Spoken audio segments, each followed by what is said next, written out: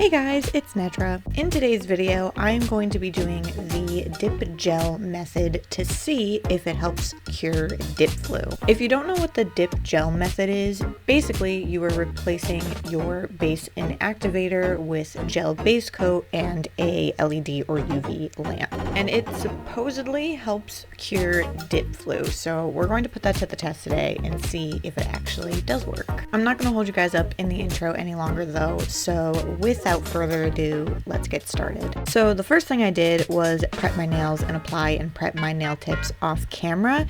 If you want to know how I do both of those things, I will link my tutorials that I have on both of those things down in the description box below. But to finish my prepping process, I'm going to go in with my prep and primer. You can use the bond from your dip powder kit if you want to, but I'm using the prep and primer specifically because of the fact that I am working with gel. So I'm going to start off by applying my prep first, and then I'm going to go in and apply my primer.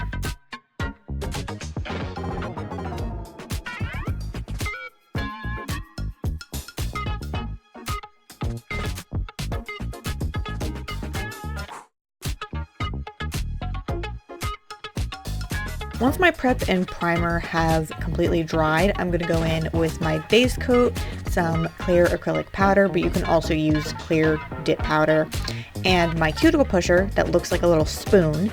And I'm going to apply my base coat above my nail tip, and I'm going to pour my powder onto my nail instead of dipping it, because if you dip it, it's going to move the base coat around. And then I'm going to tap off the excess, cure my nail for 30 seconds, dust off the excess powder, and then apply a line of base coat down the center of my nail to create an apex, making sure that I'm really getting that on there. And then pouring the powder on there again, tapping off the excess, curing my nail for 30 seconds, and dusting off the excess powder. And then I'm going to apply my base coat 3/4 of the way up my nail. And again, really making sure that I'm getting those edges and I'm really coating that nail tip well and my natural nail. Pouring the powder onto there, dusting off the excess, curing my nail, dusting off the excess.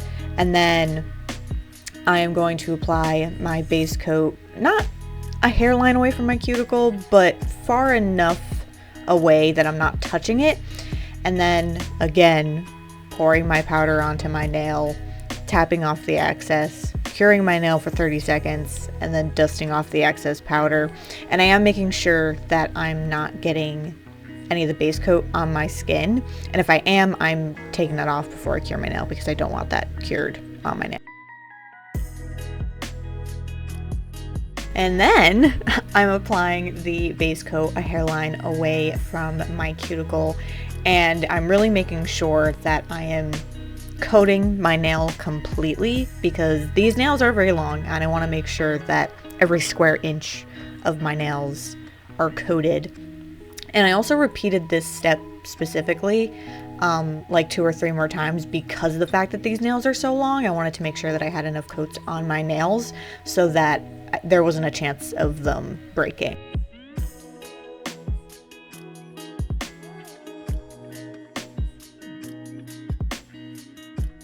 And this is how my nail looks from the side after doing like 6 or 7 coats. And then I repeated that process for the rest of my nails. So while you guys watch me do this, I'm going to talk about just a few things that I made note of while I was doing this. So firstly, my allergies were kind of bugging me while I was doing this. Or before I started doing this, so I don't know if that was just allergy things or if it was a symptom of this. However, when I did my right hand the day before recording this, a few hours after I had done my right hand, I did have some allergy-like symptoms, but again, I don't know if it was from this or if it was from just my allergies as a whole. I do think it maybe was from this, but it wasn't as intense as it normally is when I do dip powder, so I guess I didn't really experience any dip flu.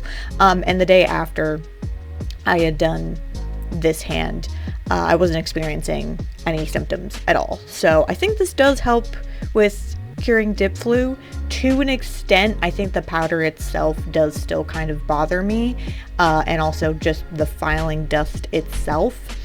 But for the most part, this seemed to help with any allergy-like symptoms that I would normally get if I was just doing a regular dip powder method. So I do want to just note some other things, just because I was talking so fast before and I want you guys to actually understand what it is that I'm doing.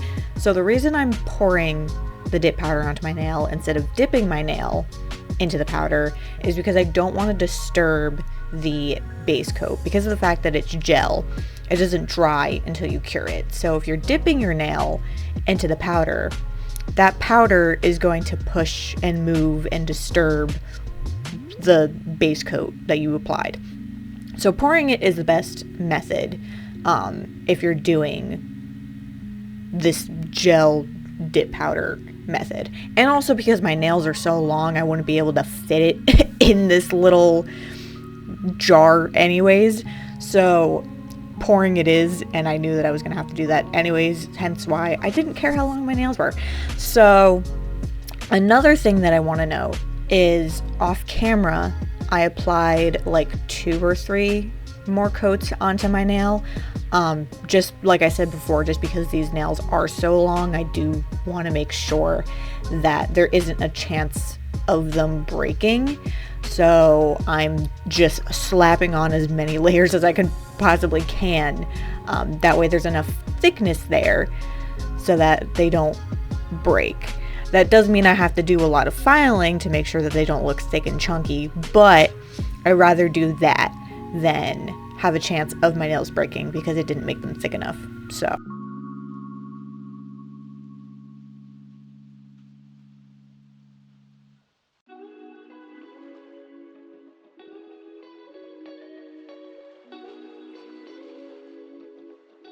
I did the rest of my nails off camera, and now it's time to go into the filing and shaping, which I used my 180 grit file and a medium sanding band on a mandrel bit to file my nails, which I had to file off camera because I could not file them on camera at all. My camera was not focusing.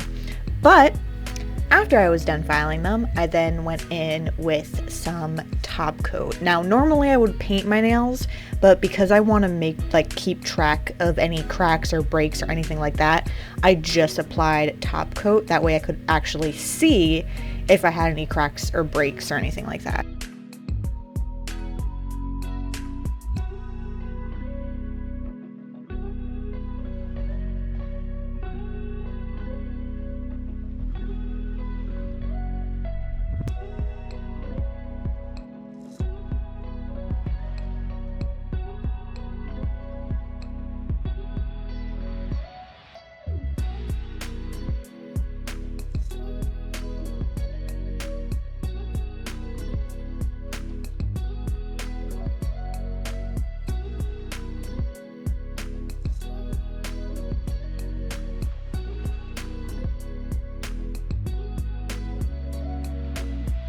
I then went in with some cuticle oil to rehydrate my nails because I know for a fact that they were dry as hell after doing all of that filing. And then this was the final result. Now, even though this seemed to help cure dip powder flu, the real test is to see if my nails will actually last. So I decided to try and wear these for 4 weeks. However, literally the day after I did these, I started to notice some fracture cracks on my pointer fingers, and then the day after that, I started to notice some on my thumb as well.